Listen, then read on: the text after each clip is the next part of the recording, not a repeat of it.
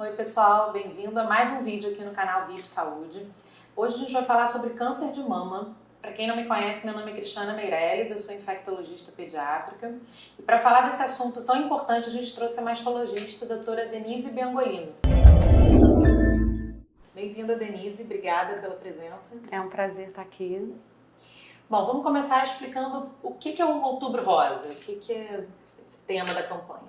O Outubro Rosa ele é uma campanha que hoje em dia é mundial, né? Ela surgiu na década de 90 nos Estados Unidos com uma corrida pela cura, com o objetivo de conscientizar a população, as mulheres de uma forma geral, sobre a importância da prevenção e do diagnóstico precoce do câncer de mama. A gente sabe que o câncer de mama ele é atualmente o câncer mais frequente na população feminina, ele só perde para o câncer de pele do tipo não melanoma. E quando ele é diagnosticado numa fase precoce, ele tem altas taxas de cura, que chegam até 95%. Mas o contrário acontece quando ele é diagnosticado em fases mais tardias. Então é muito importante essa conscientização da população. E para isso, o Outubro Rosa virou um símbolo, hoje em dia, mundial, né? E em relação ao câncer de mama, Denise, quais seriam os fatores de risco que a gente pode identificar numa mulher que ela está mais suscetível ao câncer? Bom, a gente tem alguns fatores de risco que a gente tem como mudar e outros que são imutáveis, infelizmente, né? Aquelas mulheres que tiveram a primeira menstruação muito precocemente, entraram na menopausa muito tarde, elas têm um risco aumentado para câncer de mama. Aquelas mulheres que não tiveram filhos ou que tiveram o primeiro filho depois dos 30 anos também têm um risco muito mais aumentado do que a população em geral. Parentes de primeiro grau com história de câncer de mama ou câncer de ovário, principalmente se for antes dos 50 anos, também tem um risco aumentado. E entre os fatores que a gente tem como mudar, né, a gente pode citar principalmente hábitos de vida, né, como para qualquer tipo de câncer de uma forma geral. Então, uma alimentação adequada, evitar o sedentarismo e a obesidade, principalmente após os 50 anos. Terapia de reposição hormonal também é uma coisa que comprovadamente aumenta o risco de câncer de mama, principalmente se for feita por mais de 5 anos e sem um acompanhamento médico adequado. A gente sabe também, hoje em dia, que o uso de qualquer tipo de hormônio, seja ele anticoncepcional, oral, né, pílula anticoncepcional, ou DIU de progesterona, que às vezes também as pessoas não têm essa noção, mas podem aumentar um pouquinho o risco de câncer de mama. Então, o uso de qualquer tipo de medicação hormonal sempre tem que ser discutido com a paciente junto com o ginecologista, principalmente para quem tem história familiar positiva. E na mídia ficou muito evidente, uma época que acho que gerou muita polêmica, a questão da Angelina Jolie, né, que fez a mastectomia por conta de um risco aumentado de câncer de mama. O que você tem a dizer sobre isso? Isso foi um paradigma, né, para nós mastologistas. A gente até brinca que se criou o efeito Angelina Jolie.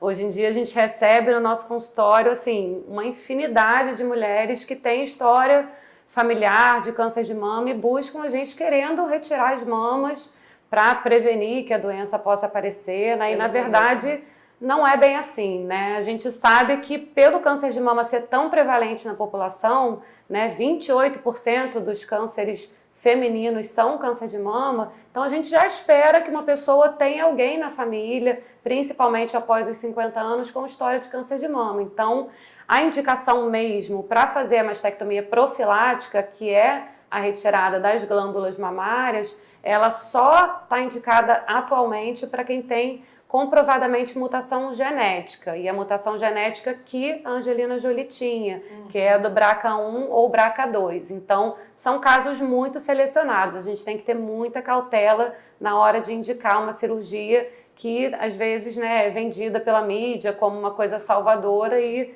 pode reduzir, sim, tem indicação, mas não é para todo mundo. E, Denise, como é que a gente pode fazer, então, para detectar o câncer de mama? Que profissional a gente procura? Que exames que a gente faz? Então, o que está preconizado atualmente é que todas as mulheres façam acompanhamento anualmente, ou com ginecologista, ou com mastologista, preferencialmente, se ela tiver história familiar positiva, ou tiver qualquer alteração já conhecida na mama, tá? Ou se ela perceber alguma alteração recentemente.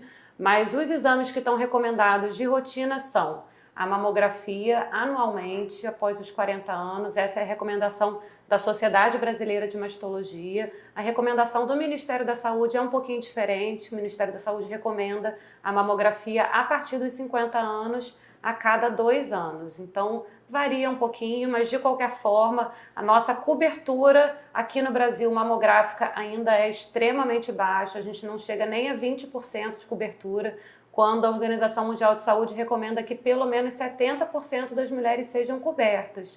Isso porque, se a gente fizer uma cobertura adequada com a mamografia, a gente consegue reduzir a mortalidade por câncer de mama, porque o diagnóstico precoce ele pode levar a uma cura de até 95% dos casos da doença.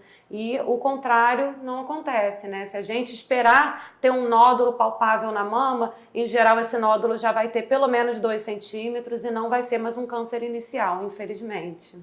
Então é isso, pessoal. Hoje foi o nosso bate-papo aqui com a doutora Denise Biangolino, mastologista, sobre câncer de mama. Agradeço muito a sua presença, Denise. Você quer deixar um recado pra gente? Foi um prazer estar aqui falando sobre um tema tão importante, e o que eu recomendo é que as mulheres conversem com as amigas, com as parentes, para não deixar de fazer a mamografia todos os anos, para a gente ter o diagnóstico precoce e poder realmente curar a doença em fases iniciais. Isso aí. Bom, para quem gostou do vídeo, curte aqui no nosso canal, compartilha. Se tiver alguma dúvida ou comentário, deixa aqui pra gente. E até o próximo. Obrigada!